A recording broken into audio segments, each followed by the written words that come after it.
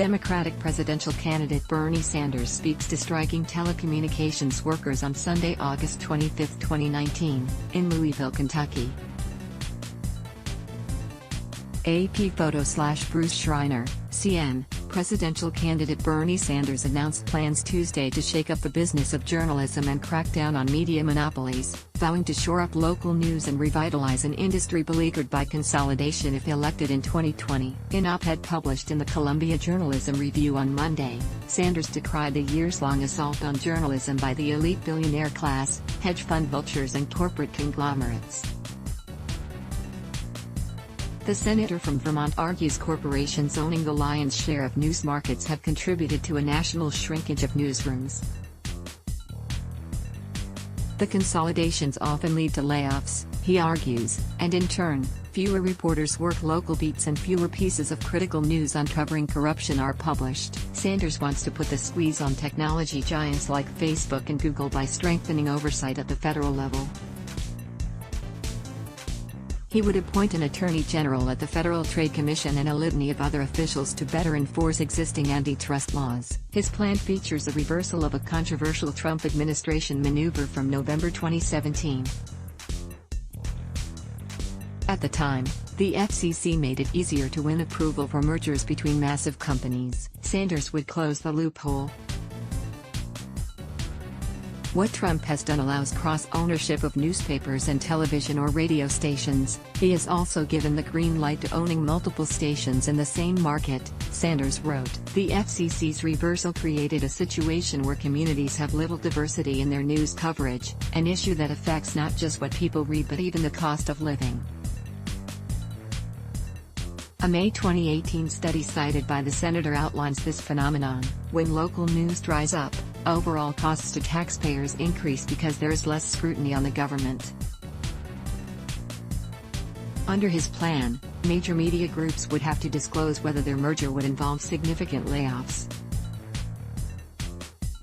It mandates that media employees receive a chance to purchase outlets through employee stock ownership plans too. Stephen Thrasher, a professor of journalism at Northwestern University, said among the more notable proposals outlined by Sanders is his suggestion to tax targeted ads online and use those funds to prop up nonprofit civic-minded media. Various municipal, state and federal government programs have produced civic-minded media for decades, from WNYC to NPR and PBS. Readers of Sanders' plan ought to think of taxing targeted ads as just, well, taxed, Thrasher said. Say Facebook or Google or Apple put up a preview link on their platform to a story I wrote. Only a fraction of the readers will click through my story, but Facebook or Google or Apple get the benefit of letting their viewers get the most important info from my work.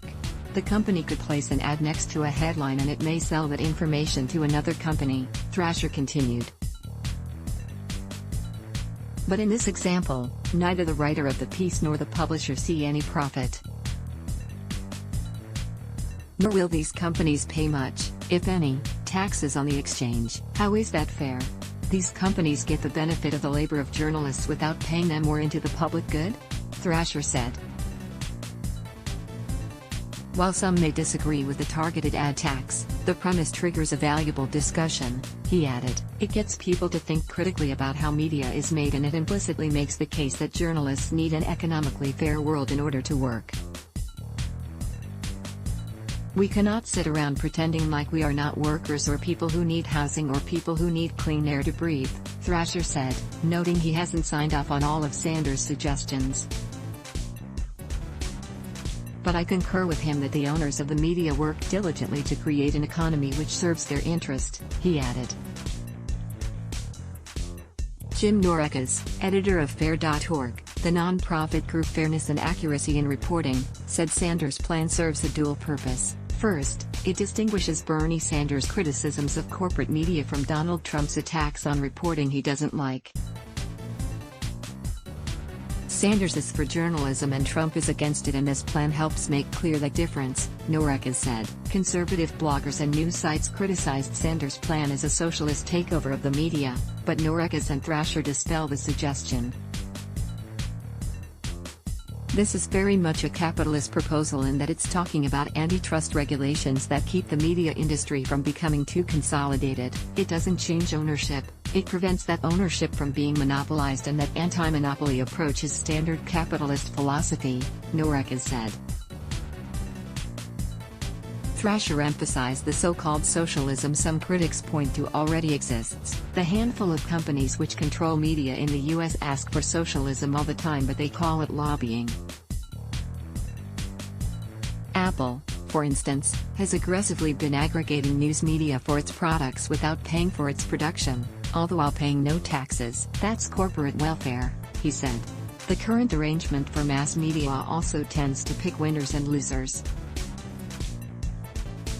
When local or smaller news markets are gutted by way of lucrative corporate takeovers, readers have less overall choice of what to read and fewer journalists to turn to. This is particularly impactful for journalists of color, and what happens to these journalists has a national impact, Thrasher said.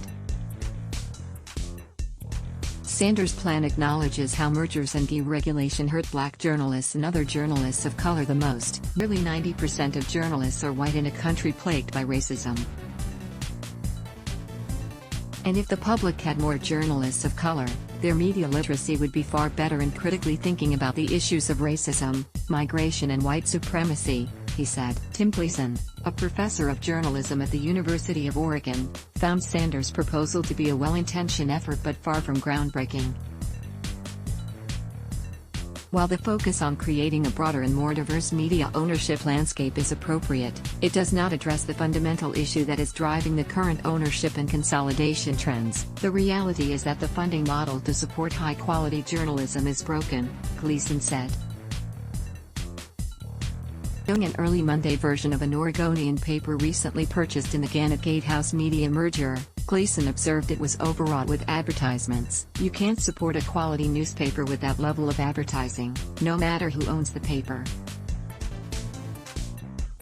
There is no reason to believe this trend will change given the business model for Gatehouse, he said. Like loading. Let's block ads. Why?